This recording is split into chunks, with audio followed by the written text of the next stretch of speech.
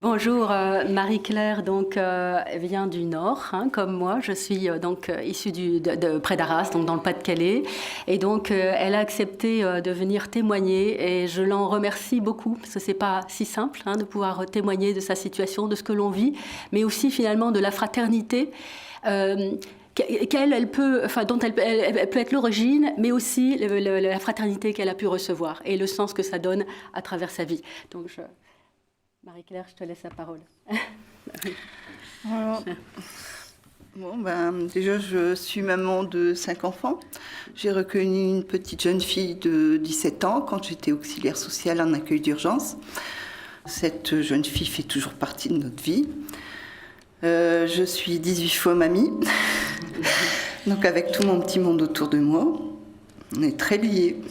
Donc, mère célibataire, et maintenant je vais vous lire un petit peu mes écrits de mon vécu pour que vous ayez un aperçu des choses qu'il peut y avoir autour de vous. Vous vivez pas forcément, quoi. Je suis fille de mineur, née de fratrie de 6 enfants, 2 filles et 4 garçons, dont une sœur handicapée moteur vouée à rester à l'état végétal. Mais elle s'est battue et a eu une vie normale. Je me suis toujours occupée de mes frères et de ma sœur. J'ai même assisté à la naissance de mon petit frère. J'ai été sa maman d'adoption. Je me levais la nuit pour changer Je me levais la nuit pour les changes et les biberons. Je travaillais dans les fermes. Et comme j'étais la seule fille, à moi les corvées de lessive, de préparation des repas, mettre la table, débarrasser, faire la vaisselle, balayer, laver la maison, les poussières, etc. Je n'ai jamais eu aucune marque d'amour de ma mère. Je ne sais pas ce que c'est. Je vais vous raconter quelques moments de ma vie où je pense qu'il y a eu beaucoup de fraternité. À 17 ans, je me suis retrouvée SDF. Alors que j'étais apprentie coiffeuse la journée, c'était en plein hiver. J'étais recroquevillée dans un arrêt de bus. Il neigeait. Caroline est passée en voiture. C'était une copine plus âgée que moi. Elle s'est arrêtée et ne comprenait pas ce que je faisais là. Elle m'a proposé de m'emmener chez son copain et lui m'a offert de dormir au chaud et en sécurité. Et m'a donné la seule chambre qui fermait à clé. J'ai été élevée dans une famille raciste. Et l'un des rares hommes qui m'ont tendu la main dans ma vie s'appelle Mohamed.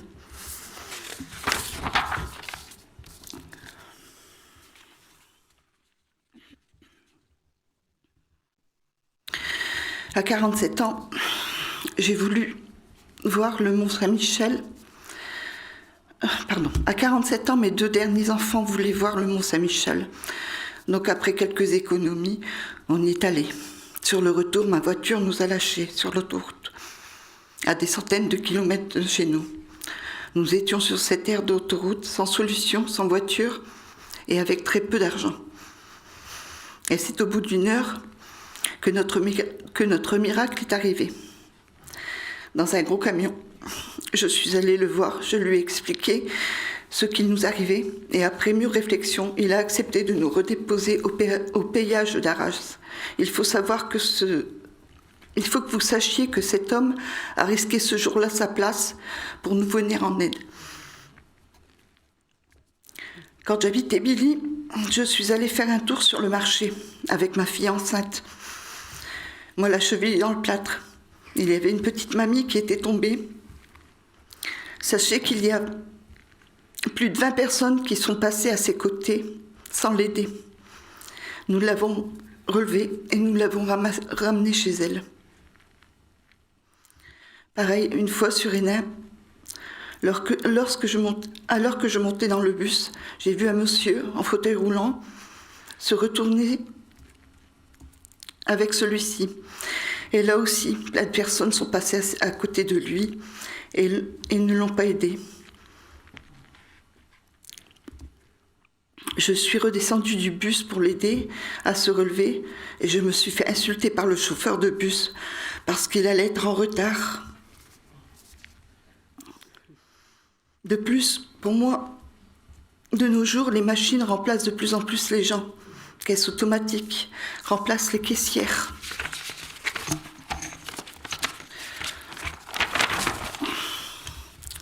Moi, par exemple, je vais toujours au même magasin et je m'arrange toujours pour passer à la même caissière. Et je prends le temps de partager un peu un moment de vie. Aujourd'hui, ma fille est devenue amie avec elle. Bien souvent, avec tout ce que j'ai connu dans ma vie, je ne faisais plus confiance à personne. Mais comme je n'en sortais plus avec mon fils, qui ne pouvait plus aller en cours faute de bus, j'ai appelé le Secours catholique pour être aidée. Quand j'ai rencontré sa bénévole, j'étais sur la réserve, mais cette femme a su m'écouter et surtout m'entendre. Parce que les gens écoutent les phrases qu'on leur dit, mais ne comprennent pas le sens dans lequel on dit les choses. En me conseillant, en me soutenant, sans critique ou m'imposer, parce qu'elle a pris le temps de découvrir mon passé pour m'aider à avancer, à reprendre confiance en moi et en certaines personnes. Il est vrai qu'avant sa venue, je ne laissais plus personne entrer chez moi. On nous avait fait trop de mal. Elle a apporté un nouveau rayon de soleil dans notre maison. Non seulement elle nous a épaulés financièrement, mais nous a permis de nous relever,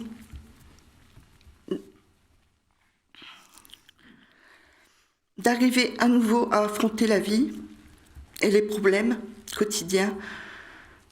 Chaque fois que j'ai été confrontée à des difficultés, elle m'a permis de rencontrer des gens ou des organismes qui m'ont aidé à régler les problèmes. Dans ma vie, il n'y a que 2 personnes importantes parce qu'elles m'ont écoutée, entendue.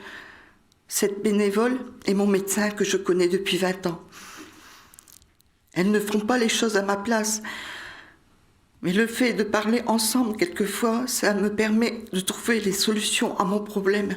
Si j'avais rencontré d'autres personnes identiques à ces 2 femmes, je peux vous dire que beaucoup de choses auraient été bien différentes dans ma vie. Donc pour moi, la fraternité, c'est donner sans attendre de retour. C'est partager un peu de ce qu'on a. C'est soutenir dans la détresse. C'est ne pas prendre de haut.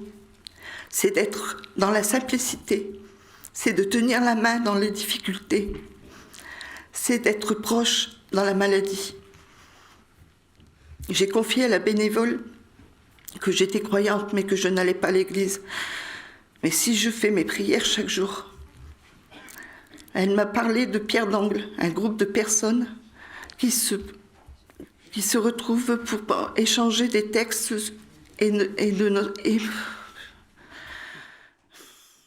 un groupe de personnes qui se retrouvent pour échanger sur un texte et sur notre vie.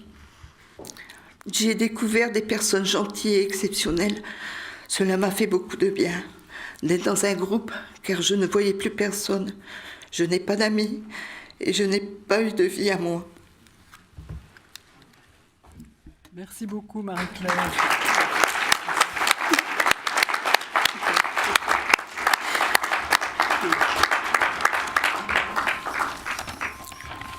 Merci Marie-Claire de ce très beau témoignage de ce qu'est la fraternité pour vous. Maintenant, je vais laisser Véronique Devise enchaîner en nous expliquant dans son expérience aussi comment elle pense qu'il faut vivre cette fraternité avec les plus pauvres. Merci Anne. Et merci Marie-Claire, parce que voilà, c'est pas facile et je pense que tu voulais vraiment insister sur le fait on peut être vecteur de fraternité et recevoir la fraternité. C'était vraiment important pour toi. Donc, pour qu'une rencontre... Alors, j'avais juste envie de faire un petit lien avec ce qui avait été dit ce matin, parce que j'ai beaucoup aimé ce que M. Fromentin disait sur un monde lissé, se prive de 2 joies. La joie de l'accueil et la joie de faire découvrir. Et je pense qu'au Secours catholique, on a cette joie, on a la chance d'avoir cette joie-là. Donc, pour qu'une rencontre puisse avoir lieu et qu'un bout d'histoire s'écrive avec les pauvres, cela va demander un véritable engagement qui sans doute ne sera pas de tout repos, nous dit Étienne Grieux dans son livre « Un lien si fort ». Les personnes en situation de pauvreté portent en elles une partie de l'humanité blessée dont nous pouvons être enrichis. Cette richesse ne peut pas advenir sans passer par la fraternité. Elle est un passage obligé. Mais comment la vivre, cette fraternité ? La rencontre est un premier préalable, mais la rencontre n'est possible que si nous portons un regard sur la personne. Il nous faut voir une sœur ou un frère en humanité qui aimerait exister pour quelqu'un, si nous voulons vivre la rencontre fraternelle. Je pense à Mariam. Mariam, c'est une salariée engagée au Secours catholique à Calais, qui me disait, alors que nous sillonnions la ville en voiture, de Calais donc, et croisions des personnes exilées marchant sur les trottoirs.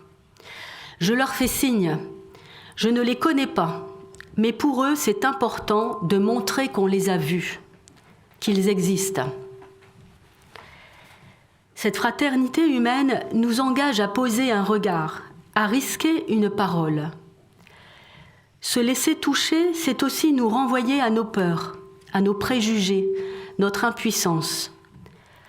S'arrêter près de l'homme blessé, c'est accepter d'emprunter un chemin nouveau, inconnu, à se laisser détourner de notre confort et d'une vie bien réglée que nous maîtrisons et qui nous sécurise.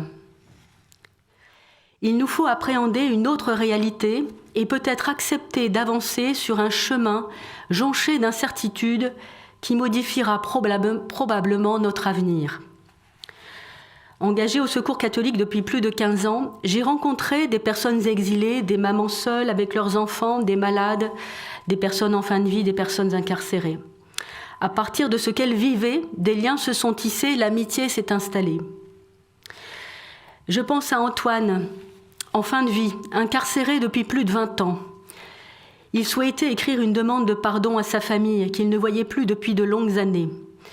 Notre première rencontre démarre avec des menaces et des propos incohérents qui me font hésiter à revenir. Je décide d'y retourner et de laisser Antoine être ce qu'il était, d'écouter ses souffrances, d'accepter sa façon d'être. Je me sentais démunie. Nous ne savions pas quel chemin nous allions emprunter tous les deux. Au gré des rencontres, j'assiste à la renaissance d'Antoine. Être écouté et progressivement compris a permis qu'il reprenne pied et goût à la vie. Il existait pour quelqu'un. Ah, merci. Qu'est-ce que signifie apprivoiser ? Demande le petit prince au renard dans le livre de Saint-Exupéry. Que faut-il faire ? Demande-t-il encore. Il faut être patient, répondit le renard. Il faut des rites pour habiller le cœur, répond-il encore. Le renard n'est qu'un renard semblable à 100 000 autres, mais j'en ai fait mon ami et il est maintenant unique au monde, dit le petit prince. Je pense au petit prince quand je pense à ces personnes que j'ai rencontrées et que nous rencontrons au Secours catholique. Il faut du temps, parfois beaucoup de temps, de la patience, de l'écoute surtout, et se taire pour entendre ce qu'ils ont à nous dire. Être dans cette posture intérieure qui permet l'accueil inconditionnel de ce qui va se dire et se vivre. Cette posture demande du respect, du non-jugement, d'accepter avec humilité de ne pas tout comprendre, car chaque histoire de vie est singulière. Accepter cette défiance en guise de protection de la part des personnes qui ont tellement souffert et qui ont souvent été déçues de la relation à l'autre. C'est le mystère et l'altérité de chaque être humain.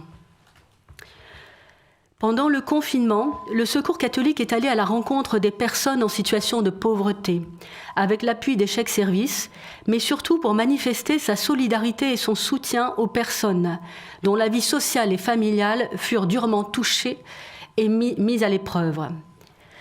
Présente, discrète et fraternelle. Dans un rapport rédigé par le Secours catholique et ATD Quart-Monde, nous nous sommes mis à l'écoute des personnes en situation de pauvreté en milieu rural. Elles nous disent, quand on vit dans la pauvreté, on doit toujours lutter. Vivre dans la pauvreté, c'est être enfermé dans une spirale, c'est avoir des blocages, quand les entreprises te refusent et que tu ne peux pas travailler, quand tu ne peux pas te soigner, quand tu as moins le choix de tes études, quand tu ne peux pas te déplacer. Cette fraternité ou encore cette amitié sociale dont parle le pape François permet aux personnes éprouvées par la vie de retrouver la confiance en soi, d'aller vers les autres et donne le désir d'agir, de prendre des responsabilités, de poser des gestes de solidarité avec les plus démunis que soient, d'agir pour le bien commun. Je pense à Claude, incarcéré pendant plus de 20 ans, accompagné par le Secours catholique à sa sortie. Il a réalisé son rêve, ouvrir un accueil de jour pour des personnes à la rue, avec une équipe de bénévoles autour de lui, en partenariat avec les services sociaux. Grâce aux liens d'amitié qui se sont construits dans la durée entre Claude et les acteurs du Secours catholique, Claude a transformé la société, il a œuvré pour une société plus solidaire. Parce que la fraternité est indissociable de la justice sociale. Nous aussi, nous sommes invités à nous mobiliser et à nous retrouver dans un nous qui soit plus fort que la somme de petites individualités, nous dit le pape François dans Fratelli Tutti.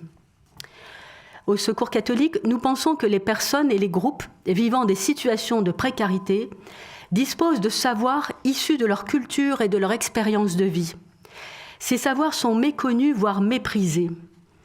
Or, leur prise en compte est fondamentale pour lutter efficacement contre la misère et l'exclusion.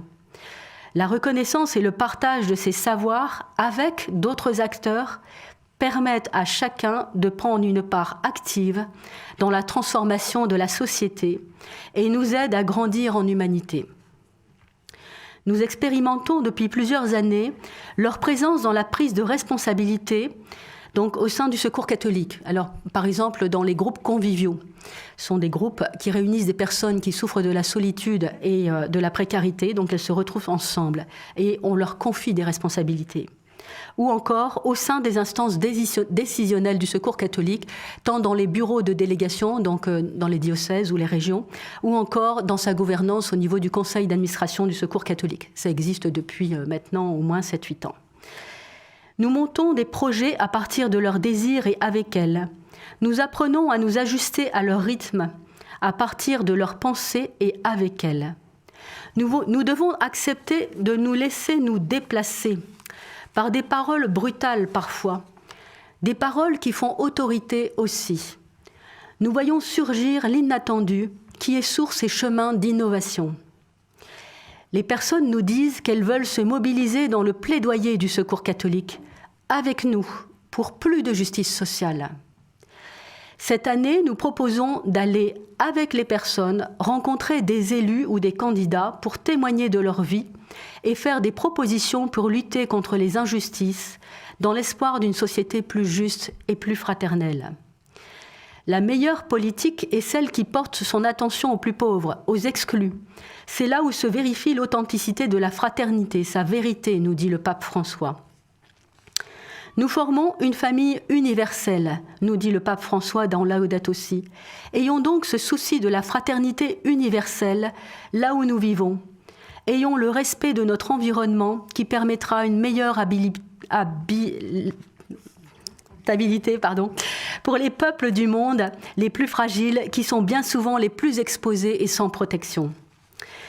Faire confiance aux personnes et aux pays les plus pauvres est indispensable pour bâtir une société juste et fraternelle. Elle ne se fera qu'avec la participation de tous. Au Secours catholique, nous pensons que les personnes en précarité sont les grandes absentes de nos politiques publiques. Et pourtant, la pauvreté matérielle n'est pas synonyme de pauvreté intellectuelle. La force de la communauté se mesure au bien-être du plus faible de ses membres, dit le préambule de la Constitution suisse. La meilleure manière de construire une société fraternelle est d'évaluer les politiques publiques en évaluant leur impact sur la vie des plus pauvres. Cela rejoint la proposition 1 du livre « Voter la fraternité », associer directement les plus démunis à la création de la loi et des règles de vie en commun. Alors, vivre la fraternité, c'est faire alliance avec les personnes et les peuples les plus fragiles pour qu'un vivre ensemble harmonieux soit possible sur notre terre commune. Ce serait peut-être ma définition de la fraternité. Et j'ajouterais que la fraternité est source de beaucoup de joie. Merci. Merci Véronique. Merci pour ton intervention. Je crois que la transition est toute faite avec l'intervention de Patricia Magdoyer, qui va nous parler donc de sa maison Maria Skobtsova à Calais. Bon, ce n'est pas ma maison. Mais vous n'êtes que cofondatrice, mais quand même. Mais merci beaucoup, merci infiniment de m'inviter à témoigner de la fraternité vécue chez Maria Skobtsova à Calais. Dressons d'abord un rapide tableau du contexte dans lequel se situe cette maison d'hospitalité, hospitalité dont il a été question ce matin aussi. Calais doit sa renommée nationale, voire internationale, à la présence sur son territoire de vagues successives de migrants depuis plus de 30 ans. Les migrants y campent en attendant la première occasion de traverser la Manche. En ce moment même, à peu près 1500 personnes, femmes et enfants, nouveau-nés, attendent le feu vert de leurs passeurs, prêts à risquer leur vie pour rejoindre le Royaume-Uni. Les Calaisiens souffrent de cette situation. Ils sont fatigués d'assister impuissants à tant de détresse. Ils sont lassés, révoltés face à l'inertie des autorités publiques, incapables de trouver une solution à leurs problèmes. Mais on ignore trop souvent que non seulement 70% de la population locale se montre favorable à l'aide humanitaire portée aux migrants par les différentes associations présentes sur le terrain, mais aussi qu'un bon nombre d'entre eux s'engagent personnellement à leur côté. Et cela depuis les années 1990. Plus surprenant encore, nous connaissons bien des Calaisiens qui soutiennent la politique anti-migratoire de leur municipalité et qui, simultanément, viennent en aide aux migrants qu'ils croisent dans leur quartier. La maison Maria Skobtsova se situe dans un quartier modeste, calme, populaire, à 10 minutes de marche du centre-ville. C'est une petite habitation très ordinaire, d'une extrême simplicité, qui ne se distingue en rien des autres maisons de la rue Anatole-France. Pour saisir l'esprit de cette maison, il faut revenir à l'origine de notre communauté. Il est fondamental de souligner qu'il ne s'agit pas ici d'un projet préconçu, pensé, étudié, expertisé à l'avance. Ce n'est ni le produit d'une théorie, ni l'incarnation d'une idée. Il s'agit tout simplement d'une réponse spontanée à un appel reçu en 2015 face à un besoin manifeste constaté au cours de nos visites quotidiennes dans ce qui est mondialement connu comme la jungle de Calais. Là-bas, nous y constatons le besoin vital de proposer un lieu de repos aux jeunes volontaires, dont la plupart séjournaient sur place. Si j'insiste tant sur la nature spontanée de nos commencements, c'est parce que depuis son ouverture en février 2016 jusqu'à aujourd'hui, c'est le même accueil de l'imprévisible qui préside à notre destinée. C'est précisément dans cette dynamique du provisoire, pour reprendre la formule de frère Roger Schutz, c'est dans cette dynamique que l'intuition fondatrice de notre communauté trouve sa source. Comment pourrait-il d'ailleurs en être autrement de cette initiative que chacun d'entre nous espère de toutes ses forces, justement provisoire ? Très rapidement et tout naturellement, sous l'impulsion des volontaires, la maison a élargi son accueil aux personnes les plus vulnérables de la jungle. Il n'était en effet pas question pour ces jeunes volontaires de quitter le camp le soir en y laissant des personnes nécessitant de manière criante soins et protection. C'est ainsi que certains d'entre eux, que nous appelons nos hôtes, guests in English, une fois rétablis, prennent à leur tour des responsabilités dans la maison, apportant un précieux soutien à nos jeunes volontaires, notamment dans le décryptage des codes sociaux étrangers à notre culture occidentale et dont notre méconnaissance causait quelquefois de fâcheux malentendus. La maison est placée sous le patronage de 2 femmes d'exception, Dorothy Day et Maria Skobtsova. C'est la raison pour laquelle elle est connue en France sous le nom de Maison Maria Skobtsova ou Maria Skobtsova House, mais à l'étranger, elle est souvent nommée The Catholic Workhouse. Cette demeure est pour tous, avant tout, une aire de repos, ouverte à tous les itinérants sur la route plus ou moins scabreuse de leur vie. Personne n'a vocation à s'y installer, nous y sommes tous des pèlerins de passage.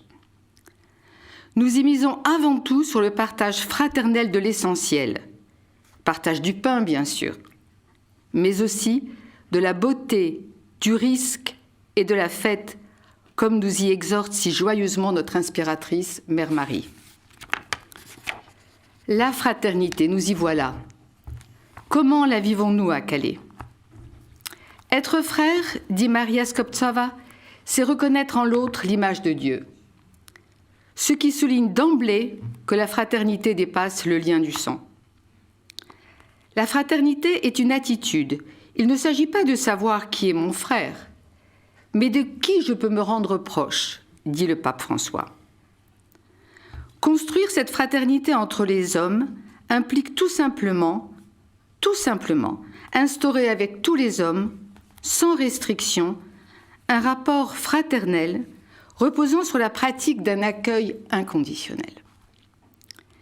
Vécue de cette manière, la fraternité devient immanquablement productrice d'égalité et ne peut se développer que dans la liberté de chacun de s'épanouir dans toute sa plénitude. La fraternité, ça consiste à prendre soin de quiconque, sans distinction, simplement parce qu'il est humain. Regarder l'autre, l'écouter, lui sourire, s'intéresser à lui. D'après moi, dit sœur Emmanuelle, c'est le commencement de l'être humain. Saint Jean-Paul II dit de ceux qui pensent ne pas être responsables du destin de leurs frères qu'ils dégradent leur propre humanité. Et Maria Skobtsova rappelle que supprimer l'amour, c'est nier notre propre humanité. En clair, nous nous sauvons nous-mêmes en considérant autrui comme notre frère. Voilà la réalité sur laquelle repose notre mission. Comment mettons-nous cette réalité en œuvre à Calais ? En fait, c'est dans la jungle que nous avons appris la pratique du principe de solidarité fraternelle. En partageant avec nous leur dénuement, les migrants chez qui nous nous invitions sont devenus à leur insu les initiateurs de la mission Maria Skobtsova. Dans le camp, à chacune de nos visites, ils interrompaient leurs discussions, mettaient de côté tous leurs problèmes et nous remerciaient d'être venus. Jamais nous n'avons eu le sentiment de déranger.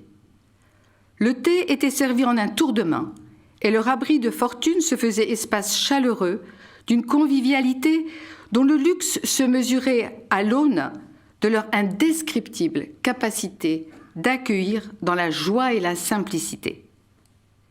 L'attention qu'ils portaient à chacun de nous, le souci de notre confort, nous ont ouvert des chemins de conversion.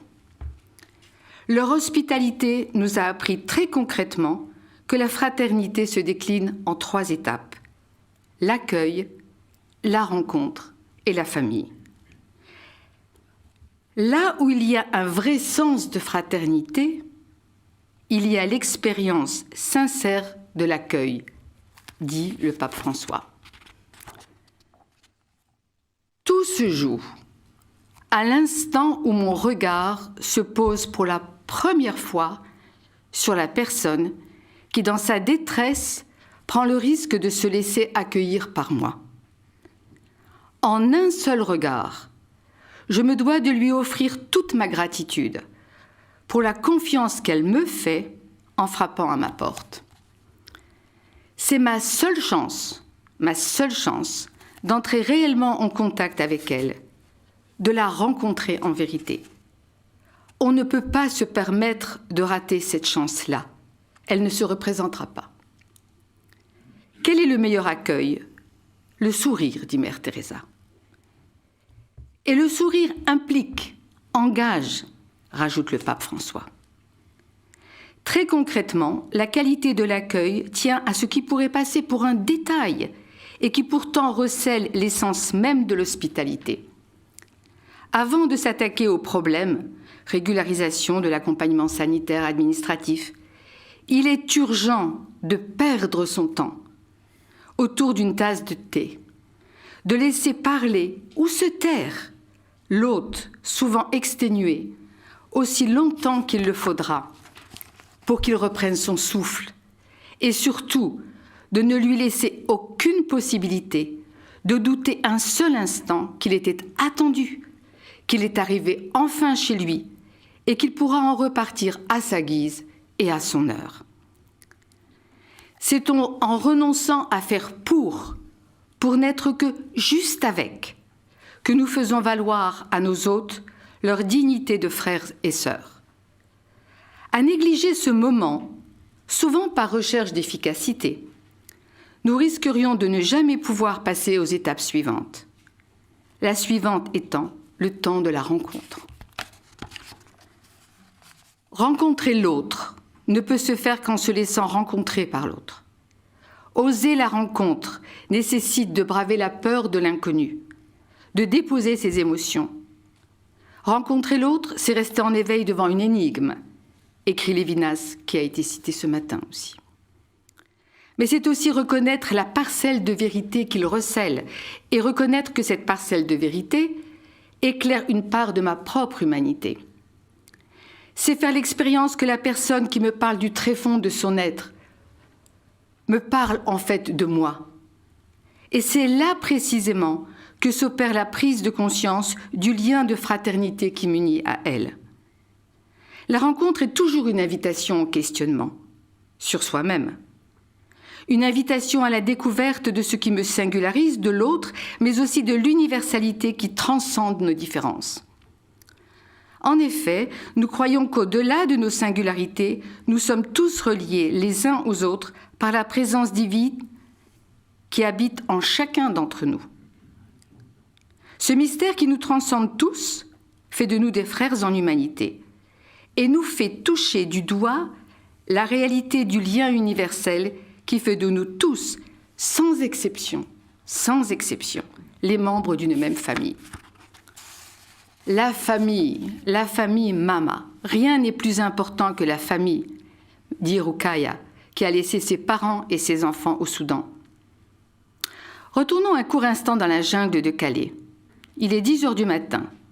En cette journée de janvier 2016, nos visites commencent chez un ami soudanais. La fumée est si dense sous la bâche qui l'abrite que nous distinguons à peine son visage. Immédiatement sont avancés des sièges de voitures défoncés. Toujours ce souci rare du confort de l'autre. Et avant même d'échanger quelques mots, notre ami s'empresse de jeter quelques spaghettis sur un morceau de tôle au-dessus du feu. Nous partageons ce plat de spaghettis grillés, bouleversé par la somptueuse simplicité du partage.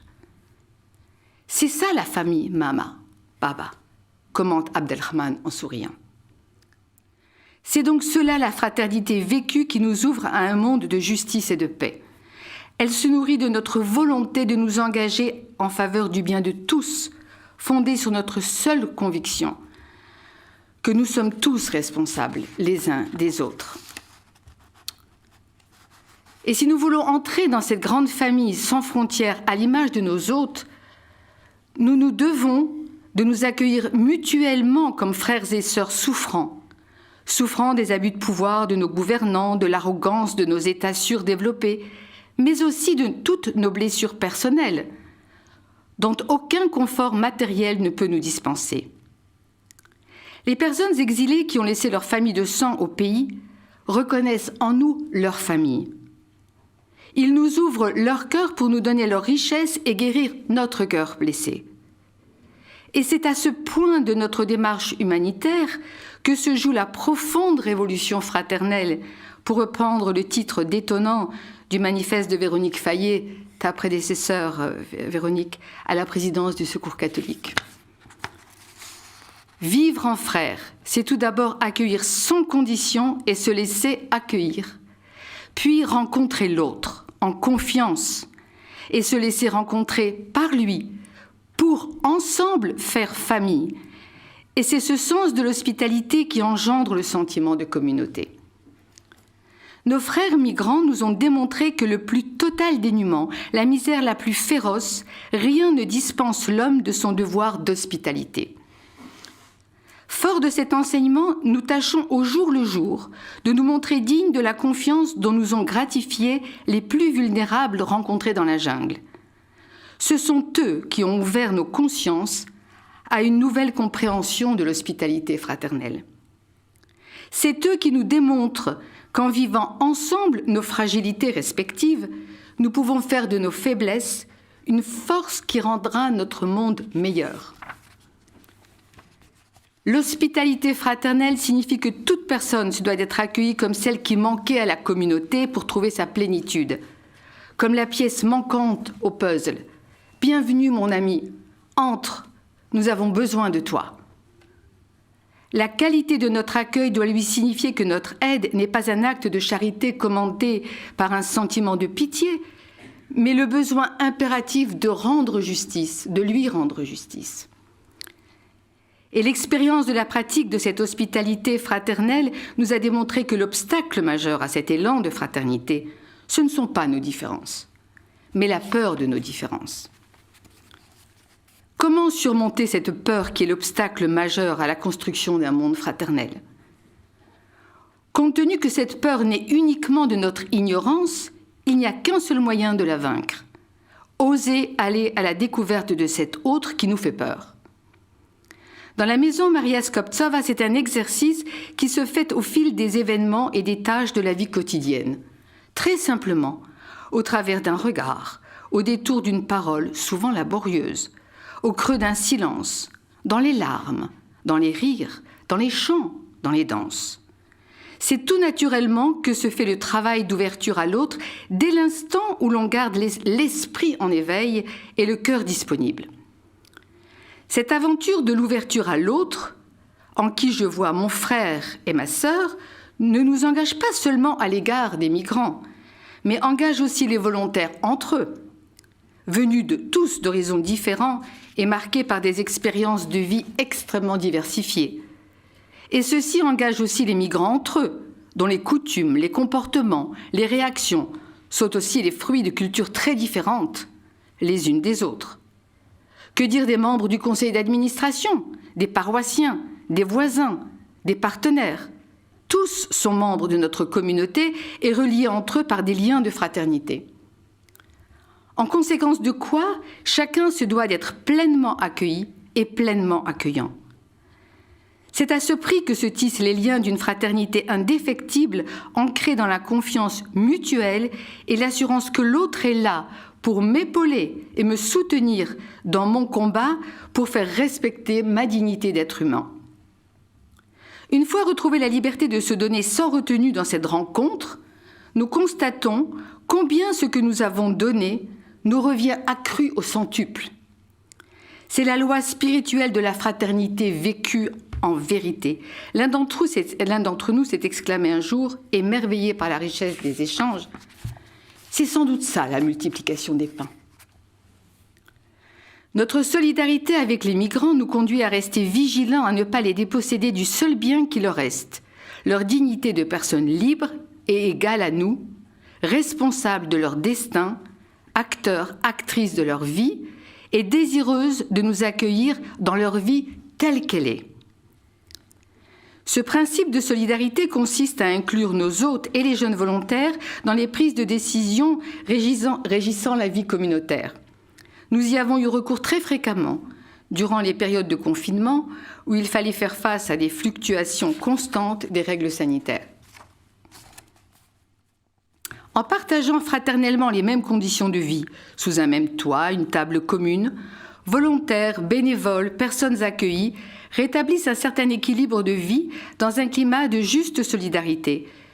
En vérité, la précarité de notre maison, le peu de sécurité matérielle dont bénéficie la communauté et la fragilité qui en découle rejoignent la vulnérabilité de nos hôtes. La maison Maria Skobtsova est en fait un espace de partage du provisoire, de l'éphémère, qui caractérise notre vie au jour le jour et permet d'établir ce lien de fraternité qui garantit une proximité toujours réactualisée aux besoins fluctuants des personnes en exil. Elle nous oblige à une recherche commune de nouvelles issues quand toutes les voies semblent bouchées, ce qui arrive fréquemment. Alors que nous mettons, à la disposition de nos hôtes nos moyens de compétence en partageant avec eux le gîte et le couvert et en les accompagnant dans leur démarche, eux ne manquent pas de mettre au service de toute la communauté leur précieux savoir-être, leur savoir-faire varié et nombreux. Les migrants sont en effet majoritairement des personnes talentueuses, instruites, cultivées et très souvent de bons professionnels. Le coiffeur nous coupe les cheveux, le jardinier végétalise la petite cour de la maison, le décorateur repeint artistiquement le couloir, les cuisiniers nous régalent, pour le bonheur de tous. Chacun fait sa part selon ses possibilités, dit Sharon, une jeune érythréenne, avant d'ajouter « c'est ça la famille, maman. Et rien n'est plus important que la famille. » Faire les courses alimentaires ensemble, aller ensemble dans un grand magasin de bricolage, autant de bribes de vie normale qui permettent aux migrants d'oublier leur statut d'exilés et de retrouver pour un instant leurs conditions sociales d'hommes et de femmes, non seulement gestionnaires de leurs propres besoins, mais aussi responsables du bien-être de tous. Devant le rayon bricolage, le jeune volontaire tout à fait incompétent en la matière n'a pas d'autre choix que de se fier totalement aux décisions de son compagnon qualifié. Et quand tous les deux se retrouvent également incapables de comprendre ce que leur dit la caissière en français, c'est simplement jubilatoire. Joie d'une égalité vécue dans l'ordinaire quotidien, partagée fraternellement. Autre domaine où nos hôtes nous sont d'un grand secours dans notre souci de rester fidèles à l'intuition fondatrice de notre mission, quand nous nous laissons envahir par l'inquiétude et voire la panique face à des situations d'urgence, il ne manque jamais de nous rappeler que la sagesse consiste à tout miser sur Dieu, à mettre en lui toute notre espérance et à mettre Dieu dans nos agendas. Se faisant sans le savoir les porte-paroles de notre inspiratrice, Maria Skobtsova, il nous montre combien le véritable obstacle qui entrave notre progression vers l'accomplissement de notre mission, c'est notre manque de foi. Un de nos très chers amis réfugiés érythréens, retenu en France depuis 4 ans par une balle de pistolet reçue dans la nuque lors d'un conflit sur un lieu de distribution de repas, emprisonné à vie dans son corps tétraplégique et est assailli quotidiennement par des angoisses terrifiantes. Il me disait à la veille de Noël, « Si tu écoutes ton corps, tu resteras toujours insatisfaite. Le corps veut toujours mieux et toujours plus. Tu dois écouter ton âme. Dieu habite dans ton âme. Si tu écoutes ton âme, tu voudras faire du bien aux autres, et ceci va les rendre heureux et te rendre heureuse toi aussi. » Nous pouvons discerner dans ces paroles une des explications à la dignité sans faille qui tient ces hommes et ces femmes debout, dénués de toute amertume ou revendication à notre égard. Ils ne manquent jamais de nous bouleverser par leur élégance de cœur. Toujours ils s'évertuent à ne pas faire peser sur nos relations la charge de leur détresse. Les humiliations innombrables subies sur le chemin de leur exil n'ont pas eu raison de leur sens de l'honneur, parce que rien ne parvient à leur faire perdre de vue l'image de Dieu en eux. Musulmans ou chrétiens, tous vivent de cette conscience aiguisée et la protègent comme le seul trésor dont ils sont dépositaires, trésor plus précieux à leurs yeux que leur propre vie. Cette dignité facilite leur participation active à la vie de notre communauté et leur adhésion confiante à l'accompagnement que nous leur proposons. Vigilants à ne pas déstabiliser leur équilibre, attentifs par-delà nos divergences de point de vue au message qu'ils nous adressent, nous nous gardons bien de prétendre nous mettre à leur place et veillons à ne jamais leur imposer ce que nous considérons comme le meilleur pour eux, privilégiant toujours les situations a priori moins pertinentes, mais respectueuses de leurs désirs, de leurs projets, de leurs visions, même si ça nous apparaît comme dénué de bon sens. Imaginez combien il est déchirant de soutenir une femme enceinte qui, à quelques jours du terme de sa grossesse, quitte la maison dans la nuit froide pour tenter une énième traversée de la Manche. Parce que c'est plus facile avec un bébé dans le ventre que dans les bras, maman, répète-t-elle pour nous rassurer.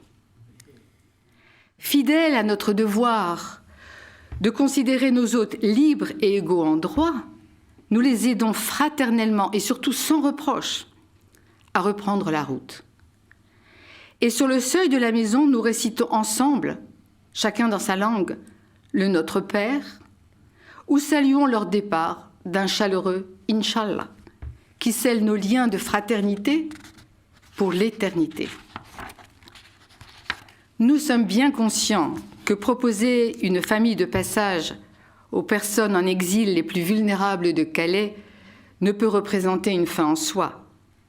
À nous de ne pas nous en contenter en orientant notre marche, nos démarches vers la transformation de notre rapport à l'humain et notre rapport au système politique et économique producteur d'injustice. En exerçant cet amour fraternel dans le quotidien et à notre modeste échelle, dans le partage des biens intellectuels, professionnels et spirituels, dans un échange continu et dynamique avec d'autres cultures et religions, dans une transparence des intentions jamais compromises, nous sommes en droit et en devoir d'exiger de nos élus qu'ils n'économisent pas leurs énergies à respecter leurs promesses de rétablir la justice sociale dans le pays et dans le monde et de venir en aide prioritairement aux plus démunis. Le seul capital qui vaille, c'est l'être humain debout, ne cessait de répéter Tomasz Sadowski, autre maître de la fraternité, fondateur en 1990 de la fondation polonaise d'aide mutuelle Barka. Fort de l'expérience vécue de la mutualisation de nos maigres moyens et de nos modestes compétences, nous savons que la clé de la réussite dans la construction d'un monde fraternel, c'est de ne rechercher aucun succès pour nous-mêmes et d'accepter de payer le prix d'une transformation personnelle. Alors, nous pourrons construire notre engagement de citoyens et d'enfants de Dieu en associant en triptyque les notions de fraternité, égalité et liberté. Et permettez-moi maintenant de conclure ce témoignage en redonnant la parole à Mère Marie Skoptsov, notre inspiratrice. Ne nous contentons pas d'espérer la félicité promise. Nous y goûtons d'ores et déjà, en ce moment même, au sein d'un monde désespéré et lugubre, lorsqu'avec l'aide de Dieu, dans l'amour du prochain, nous nous mettons avec lui en route. Bonne route à tous, donc. Merci. Merci, Patricia. Merci beaucoup pour ce beau témoignage, très, très complet, très profond. Je ne sais pas si, Joël, vous voulez ajouter quelque chose sur le fondement spirituel de cette démarche, puisque vous avez participé à 2 années de vie de cette maison. Et continuons. Et continue encore de temps en temps. Plus que de temps en temps. Je vous demanderai d'être assez bref, parce que, évidemment, beaucoup de choses ont déjà été dites. Et je pense qu'il faut peut-être que nous laissions aussi la place à la discussion ensuite. Bien sûr. Alors... de quoi choisir? Bon, vraiment dans cette maison, c'est une maison très concrète. Hein. C'est un partage, un vivre ensemble du quotidien. Et je pense que l'expérience de la fraternité se vit pour toutes les personnes. Une personne iranienne me disait par exemple qu'elle n'avait jamais rencontré de gens de couleur et maintenant c'était sa meilleure amie. Et donc ça, c'était une transformation dans la fraternité entre exilés qui était très très forte. Je pense à un autre exemple d'une pharmacienne de Calais. J'accompagnais une jeune femme qui venait d'avoir un enfant et a des problèmes pour nourrir son bébé. Et la pharmacienne avait les mêmes problèmes. Elle venait d'accoucher 6 mois avant. Et là, elles se sont rencontrées entre femmes et ça a déplacé cette pharmacienne de Calais. Donc, c'est vraiment la rencontre qui permet que la fraternité soit vécue. Et c'est ça qu'on permet dans la maison. C'est ça que j'allais dire. Et puis, juste un tout petit mot sur une des caractéristiques de cette maison, c'est que très sensible au fait que, je veux dire, en citant le pape François, que avec douleur que la pire discrimination dont souffrent les pauvres est le manque d'attention spirituelle, le manque d'attention à leur vie spirituelle. Nous, on est une maison qui a comme caractéristique où les volontaires prient ensemble, 2 fois par jour, et où les exilés prient aussi. On est une maison où on prie les uns pour les autres, on prie beaucoup. Et aussi, on soutient les fêtes de Noël et de Pâques orthodoxes à leur manière, avec eux, s'ils souhaitent le célébrer dans une église catholique de Calais mise à disposition. La première année, ils étaient 120. Une année, ils ont prié tous les jours de la semaine sainte, entre 4 et 5 heures à 50 dans une église de Calais. Donc ça, c'est une des caractéristiques de la maison. Et peut-être pour vous terminer sur une conviction, en fait, on fait quelques petites choses, mais face à la violence, à l'impuissance qu'on a, devant la situation des exilés, en fait, on est sans réponse, même si on héberge un peu, j'allais dire. Mais nous restons là. Et c'est en restant là que quelque chose se joue, se construit. Quelque chose qui est de l'ordre de l'espérance. Et les exilés le savent mieux que nous. Donc vraiment une invitation à ne pas fuir les lieux de fracture de nos sociétés. Voilà. Merci beaucoup.